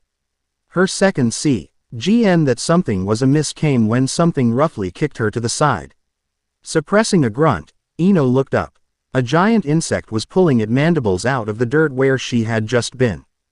Beyond that, Choiji was falling backwards, with an identical insect biting his arm. Another was about to cut at his legs from behind him. 2 more were in the air looking ready to join in. Ino instantly let fly with a blade and a shuriken. The blade blew through the joint between the thorax and abdomen of the insect behind Choji. But because of Ino's awkward throwing posture, the shuriken only grazed the insect on Choji's arm. Still, the insect's reaction gave Choji an opening. On instinct, Choji fell to the side. With his free arm he shoved the insect's head out of position, then drove his entire weight on top of the insect. Having directed his fall just right, he also managed to crush the insect that had initially menaced Ino. To avoid the other attackers, Choji rolled after he fell, pushing off the crushed insects for good measure. The first of the diving insects landed just behind Choji. As he continued rolling, the ninja managed to grab one of the insect's legs. Utilizing his momentum, he swung the insect over him and slammed it into the ground. The insect's leg broke off, letting it bounce away, rattled but not dead. The second diver was intercepted by Ino. Leaping off the ground, she caught it with a vicious upstroke from a kunai. The slice split the front of the insect's head, and sent it spinning upwards. Ino jumped up after it, knocking it away with a spin kick before it could right itself. Ino landed in a defensive stance, anxiously searching for any insects she hadn't seen yet. Choji, meanwhile, lunged forward and drove a blade down through the head of the wounded insect. It spasmed, prompting additional stabs. "Oki," Ino said, panting. "That was a rude awakening." "Sorry," Choji muttered, carefully backing up to Ino. "Not your fault," Ino replied. Not. Icing the insect she had cut in half was still moving, she forcefully stomped on its head. "Sand do this?" "I don't think so." Ino paused a half second to catch her breath and collect her thoughts. "We need to regroup with Shikamaru." Choji nodded, only just catching his breath himself. "Yeah, fastball special. More women," Shikamaru muttered as held a pair of blades defensively in front him. "How troublesome." "Shikamaru," growled Temari, "if you start with that chauvinistic, won't hit a woman, crap now, I swear I will help them kill you." Temari and Shikamaru stood nearly back to back, surrounded by 3 of the humanoid drones. Temari held her fan at eye level, resting the end of it on her outstretched wrist, ready to swing it at whomever approached first. Both she and her fan already bore claw marks from the drones' attacks. Shikamaru was yet unscathed, but was showing signs of tiring. "That's all right," mocked one of the drones, in feminine, wind-like voice. "We won't need any help. After all these years," continued another drone, with an identical voice. Circling the 2 humans, she locked eyes with Temari, the sand. "And the leaf," trilled another as she stood before Shikamaru. "Standing together, dying together," finished the first, her mandibles twitching with amusement. "Just as they always have. I have no intention of dying with her," Shikamaru dryly retorted. Noting that a 4th drone had dropped from the sky to join the circle. Scowling, he noticed it bore the telltale scrapes of Temari's windblade attacks. "Hey, shut up, and stop trying to cut them," the Chunin ordered. "That's not doing any good against these girls. Just try to break them." One of drones leaned forward and hissed at Shikamaru. "Come and try it, fleshbag," taunted another. "Just follow my lead," Shikamaru grimly continued. "We attack on 3. Scowling, Temari nodded once. The 4 drones immediately ceased circling and crouched down into defensive stances. Hissing menacingly, they waited for the attack. Shikamaru locked his gaze on the drone to his right. The drone hissed back, A drone facing Tamari inched closer. With her eyes anxiously darting between the two drones facing her, Tamari stepped back. Shikamaru. Shikamaru narrowed his eyes, ignoring everything but the drone before him. The wounded drone to Shikamaru's left let her wings buzz for a second. Any time now. Shikamaru leaned down. The mandibles of the opposing drone began twitching. Idiot. Did you drift off? Startled by Temari's outburst, the drone Shikamaru was staring down hissed and charged forward. With a simple flick, Shikamaru sent both blades flying straight up. His hands immediately clamped together, forming a seal. Shadow imitation, he called out. His shadow shot forward, catching the drone before she could react. Shikamaru dove forward and rolled. The drone dove as well, but because she was standing more upright than Shikamaru, her dive took her up and over him. Shikamaru reached both hands out to the side as he rolled, clipping his left wrist on a tuft of brush. The drone reached out as well, caught both blades in midair, landed, and flung them at the drone that had been to Shikamaru's left. The blade from the drone's right hand struck its target in the cheek. The second blade went wild, Shikamaru's blotched grab having led to the drone having a poor grip on the blade. Shikamaru dropped the shadow imitation, shuffled back and drove his heel into the back of drone's knee. The knee was knocked forward, forcing the drone into a crouch and throwing her head back. Shikamaru followed up by elbowing the base of the drone's skull. The second blow knocked the drone flat on her face, giving Shikamaru the chance to step back and pull some shuriken from his holster. In rapid succession, he put 2 stars into her neck, and a blade through her head. Meanwhile, jarred into action by the first drone's hiss, Tamari darted forward. Using her wrist to give her fan the initial lift, she twirled it around and hit the drone to left with a vicious chop. The hit, from the short edge of the closed fan, was enough to crack its neck. The drone went limp and fell to the ground. The last drone began forming seals.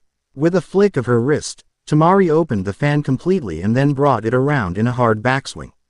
The gale force wind knocked the insect back a step, breaking her concentration. Taking a step back herself, Tamari reset her footing and swung the fan back and forth in rapid succession.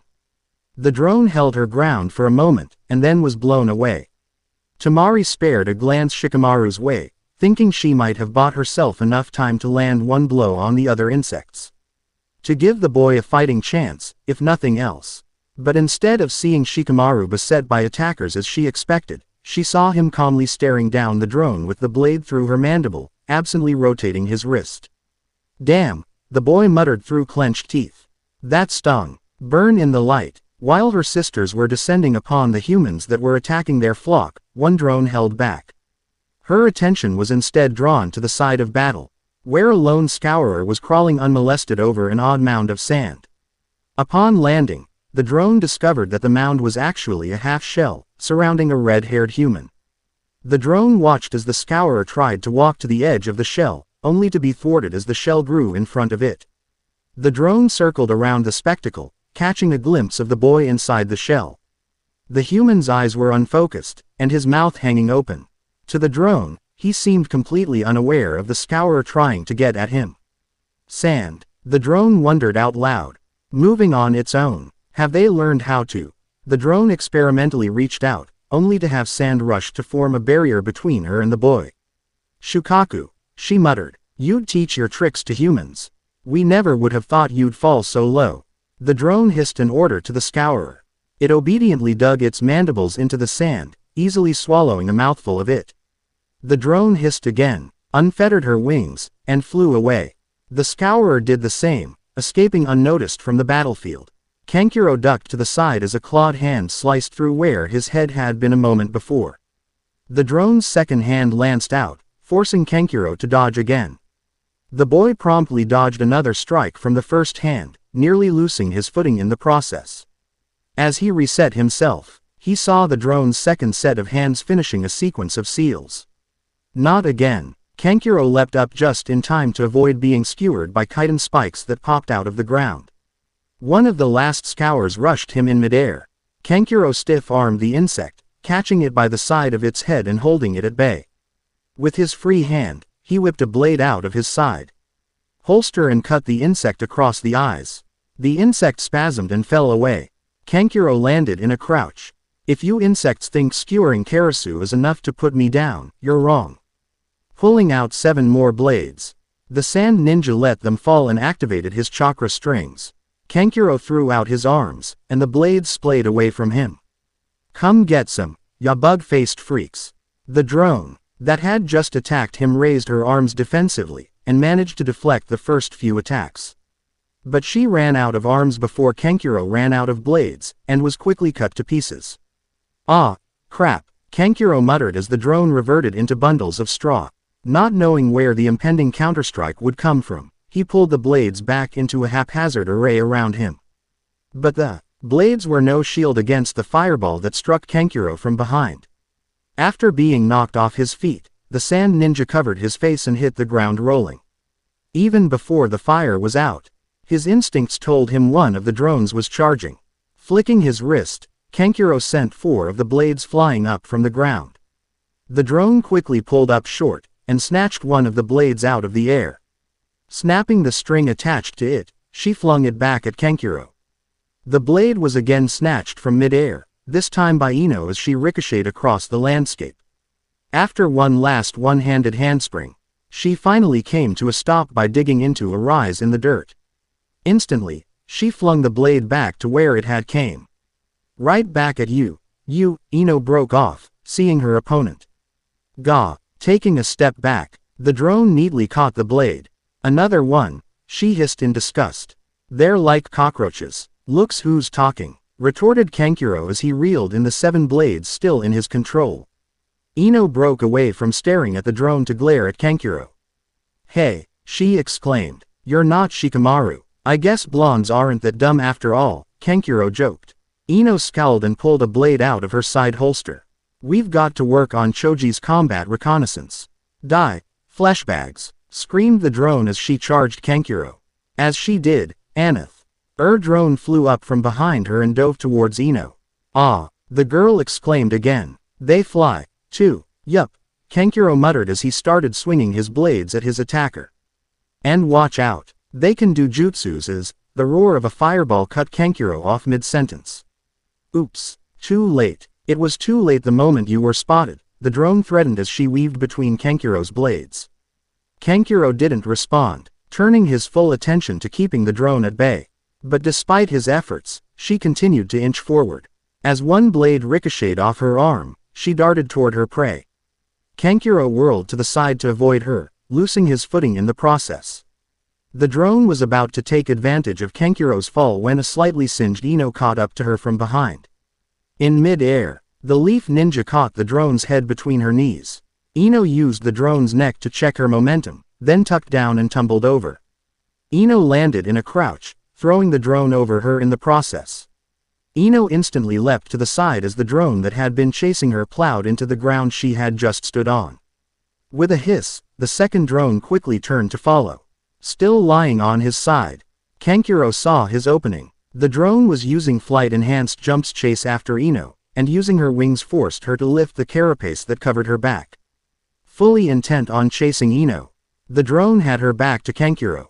The ninja flung all 7 blades, striking his target just where he needed to. The drone screamed and violently closed her back carapace. Kankuro's charka strings were cut, but the blades were already inside the drone. The drone fell to the ground, spasming in the midst of her death throes. Kankuro pushed himself up and smirked in triumph. As he did, the drone Ino had thrown sprung up behind him.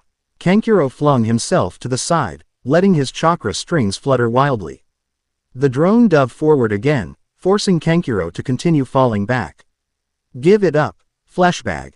There's no one to help you this time. Kankuro slid to a stop. Wanna bet? The ninja clenched his fists and pulled back his arms, drawing his chakra strings tight. As he did, the drone was jerked back. Several chakra strings held her legs to the ground, while 4 others pulled each of her arms away from her body. Kankuro grinned. I like puppets, but I can do webs just as easy. The drone hissed and tugged at her restraints. But after a second she stopped. Straining herself, she tried to look behind her. This going to be so sweet, Kankuro muttered to himself. A second later, Choji barreled into the drone. Kankuro's chakra stings held, but the drone's joints did not. Her limbs snapped away as her body was crushed under the meat tank attack. After rolling for another 20 meters, Choji popped back to his normal form. Dizzy beyond belief, he immediately fell flat on his face. Kankuro couldn't help but chuckle. Not bad, fat ass. Temari let out a yell of exertion as she heaved her fan upwards. Her shockwave managed to blow back the fireball that had been shot at her, but it had been uncomfortably close. Sensing a change in the wind, she glanced to her left. Another fireball was already on its way. Temari belatedly dispersed the blast with a hard backswing. Even as she did, a third fireball came at her from above. Already overbalanced from her hasty parry of the second blast, Temari had no chance of deflecting the fireball. Falling to the side, she let go of her fan and handsprung away. Upon landing, Temari looked up, trying to find her attacker. Too slow. Human chakra flowed into the ground beneath Temari. A fraction of a second later, a patch of chitin spikes sprang out of the dirt. But the fraction of the second was all Temari had needed to gather her own chakra. Using a variation of the balancing technique, she used her chakra to keep herself poised atop the ends of the rising spikes. As soon as the growth stopped, Temari exploded forward, skipping over the spikes and back where she had dropped her fan. The sand ninja neatly snatched up her fan and brought it up in a defensive stance. Ragekian sent her worst, didn't she? Temari growled. Enraged, the drone hissed vehemently. Temari whirled on the sound, lashing out with her partially opened fan. The air in front of her wavered, a sure sign of disrupted genjutsu. Heeding Shikamaru's earlier advice about delivering crushing rather than deflectable blows, Temari closed her fan and lunged forward. Her blow struck true, dispelling the last of the genjutsu. Damned cow! The drone spat as she lurched to the side. Her upper left arm was broken above the elbow, but her other arms were still usable. With mandibles open, she lunged back at Temari. Temari quickly sidestepped the advance. Handling her fan as if it were a staff, she pulled it back, twirled it to change her grip, and then brought it down on the drone in a chopping blow. The drone took the hit on the shoulder and staggered back a step. Temari twirled her fan again and swung at the drone from the side. Reaching two good hands across her body, the drone blocked the blow. The drone spun forward, making sure to keep Temari's weapon pushed to the side as she did. But her offensive was brought to an abrupt halt as Temari managed to rear back and high-kick the drone in the face. The hit knocked the drone back. Temari fell away as well, having overbalanced herself to deliver the blow. But Temari was fundamentally unharmed by the exchange. The drone was rattled. Temari quickly rushed forward and clubbed the drone with an upswing from her fan. The drone's neck snapped, and Temari delivered a chop to its face just for good measure. Too slow, yourself, insect, Temari spat. Looking up, Temari saw a winded Kankuro running up to her. Whoa, her brother observed as he came up short. That's something I couldn't have done. Temari winced, tenderly rubbing the side of her thigh. It wasn't something I could either. How many more? Just one, Kankuro informed, pointing off to Temari's left. Following her brother's gaze, Temari saw Shikamaru standing off against the drone he had wounded earlier. The other two leafies are back that way, Kankuro continued, gesturing over his shoulder. Gaara's still out of it, but he's not hurt. So, are we going to take out that wing head? The twinge of concern Temari felt for Shikamaru quickly faded. No, she muttered, not yet, not until she knocks that kid down to size. It took Kankuro a half-second to realize what Temari had in mind. But then the boy laughed. Hey, payback time. Shikamaru deliberately stepped to the side, keeping his shoulder squared to his opponent. For her part, the drone faced Shikamaru head-on. The human kept his hands in a defensive position, one outstretched ready to block, and the other by his side ready to strike. The drone held all four arms out to her side, poised to do anything and stretching the limits of her opponent's attention. Resolutely, Shikamaru kept his gaze on the drone's eyes. She stared back just as defiantly. Neither spoke. The drone's right arm darted to the side in a feint. As the Shikamaru reacted, the drone shot forward, with her upper left arm poised to strike. The human took a step to his left to get out of range. But the drone twisted at the last moment, slashing at Shikamaru with her right arms. With unnatural calmness, Shikamaru pushed away with the foot he had just sidestepped with, and just barely dodged the drone's claws. Shikamaru danked away as the drone's momentum carried her past him. The human spun, utilizing his own momentum to add force to a low sweep kick aimed at the drone's knees. But the drone dodged easily, jumping over his kick and lashing out again. Shikamaru lost his balance as he dodged, and tumbled over the dirt. The drone lunged forward, trying to overwhelm the human. Shikamaru managed to avoid being struck, but the constant dodging prevented him from countering, or even of regaining a steady footing. Damn it, Shikamaru sputtered as finally managed to roll to his feet. I win, the drone hissed, her wounded mouth causing her words to slur together. Blinking first doesn't mean I lost, Shikamaru countered. Shuffling backwards in a low defensive posture, he locked gazes with the drone. Only that I've changed tactics. The drone deliberately approached her opponent, prompting him to edge away further. One only changes tactics when the one you're using don't work. It's an admission of defeat. You know I've taken your measure. Shikamaru smirked. Or it could be that I've taken your measure, and I'm just doing this to psych you out. Shikamaru darted forward, preventing the drone from doing the same. The human lashed out with an open fist, striking the drone in the wrist. The drone instinctively took a step back and returned the favor. Shikamaru deflected the first strike, and the N pulled to the side to avoid the next one. By that point, the drone had regained the initiative, and started attacking with all four arms. Shikamaru was quickly reduced to merely dodging the blows, endlessly sidestepping and spinning away. In short order, Shikamaru was panting hard. The drone then landed a glancing blow on his shoulder. The human was knocked back a step, then lamely kicked at the drone. The drone easily checked her momentum to avoid the hit. As she did, she took a swipe at the leg-offending leg. Shikamaru was overbalanced and spun haphazardly away from the drone. Seeing the opening, the drone sprang towards her opponent. As she did, Shikamaru violently dug his foot into the ground and spun to a stop. A three-quarter spin left him facing the drone, his own body close to the ground and legs ready to spring. Shikamaru feinted to the right, while with his left arm he reached behind his back to his waist holster. The drone noticed the feint, and altered her step slightly to her right. Intent on hitting Shikamaru right as he leaned into his real attack, she launched herself at his left side. Shikamaru hesitated for a fraction of a second, ensuring the drone was fully committed to her attack. Then one foot stepped to his right. As he did, he pulled his empty left hand away from his back.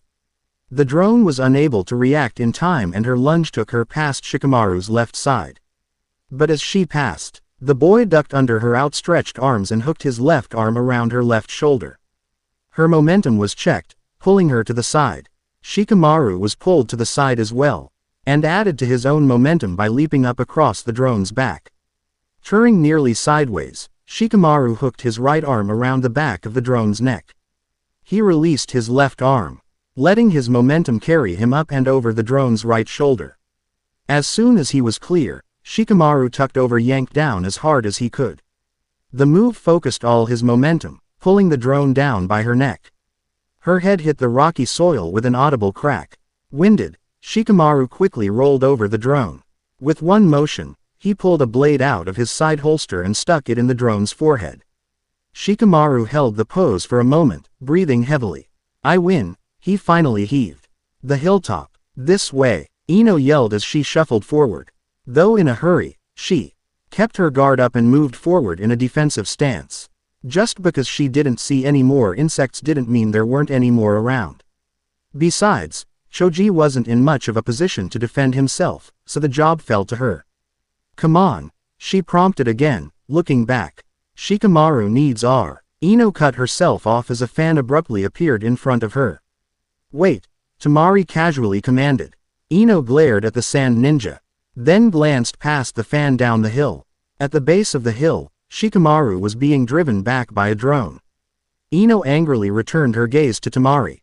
Why, can't you see he's in trouble? We've got her outnumbered, Ino declared, balling her fist. Let's rush her. Choji, wheezing and still dizzy, caught up with Ino. Not particularly caring why she had stopped, he knelt down and tried to stop his head from spinning. Yeah, sarcastically droned Kankuro. That'll work. With us falling over each other, all trying to hit her but not your friend. Tamari closed her fan and pulled it back to her side. We will help him, she said confidently, turning her attention back to the fight. But only when there's an opening. Ino scowled, but didn't try to move past the two ninjas. She did, however, pull a blade out of her side holster just to be ready. Below, Shikamaru fell away from the drone, spinning to the ground in a heap. The drone wasted no time in charging after him. Tamari smirked, cracking open her fan. Okay, get ready to. The two combatants moved like a blur, and then the drone was on the ground. Shikamaru rolled over her and stuck a blade in her head. Wow, Tamari finished, slightly mystified. Damn, Kankuro muttered, so much for knocking him down a peg. Good thing he didn't fight like that in the exam. Ino ignored the sand ninjas. She knew how Shikamaru fought, and for him taijutsu was beyond a last resort. Concerned, Ino grabbed the just recovered Choji and rushed to her teammate's side. Shikamaru, she called. Shikamaru, are you all right? Still crouching next to the drone, Shikamaru abruptly looked back. He took in the scene in an instant, and scowled. Ino, he ordered in a weary voice. We need to make sure the area is clear. You and Choji do a perimeter sweep. Recon Pattern D, version 4. Go. Choji stopped short, looking slightly confused. Plan D. That's not a re. Ino quickly turned and grabbed Choji by his scarf. Come on, you heard him. Choji. Recon Pattern D. Ino said the last words through clenched teeth, and promptly dragged Choji away. As Ino and Choji left, Shikamaru nodded to himself and D turned his attention back to the fallen drone. Kankuro watched the two-leaf ninjas scurry off. With one eyebrow raised, he turned his gaze back towards Tamari. His sister nodded. Kankuro smiled. ND began confidently walking down the hill. Tamari hailed Shikamaru as the two sand ninjas approached. He did not, however, turn to face them, keeping his gaze fixed on the dead drone. You said you were tracking these things. What do you know about them? What are they? Demons, Tamari curtly replied. Part of Ragekian's swarm. We've been tracking them for over a week. Demons, Shikamaru skeptically repeated. They seem pretty physical for that. Tamari's fan opened with a metallic chink. Yeah, but they're not all that's physical. Shikun, Tamari let her fan slowly graze the back of Shikamaru's collar. The truce is over, she said with mock sweetness. Don't try anything clever. I will hurt you if you do. So just keep your hands where they are, Kankuro finished. Shikamaru remained motionless. Checkmate, he quietly concluded. Tamari smiled, keeping her fan at Shikamaru's neck. You can't always get the best of me. So now it's your turn to answer questions, Leafy, said Kankuro in a vindictive tone. You're a long way from Konoha. What are you doing out here? Kankuro stepped forward as he continued spitting out questions. And why are you three alone? Where's your commander? Shikamaru remained quiet for a moment. Kankuro, I believe it was. I want you to look very closely at something. Kankuro crossed his arms incredulously. Tamari whipped her arm to the side, hitting Kankuro right in the face with the flat of her fan. The boy was knocked off his feet, tumbling helplessly across the rocky ground. Ew! Tamari let out an undignified skay, out of shock as she found herself once again unable to control her body. Kankuro quickly stood back up, clutching his nose. I don't know how you did that, punk, but now you're. The sand ninja was abruptly cut off as Ino drop kicked him in the back. He stumbled forward a few steps, regained his footing, and then stood motionless.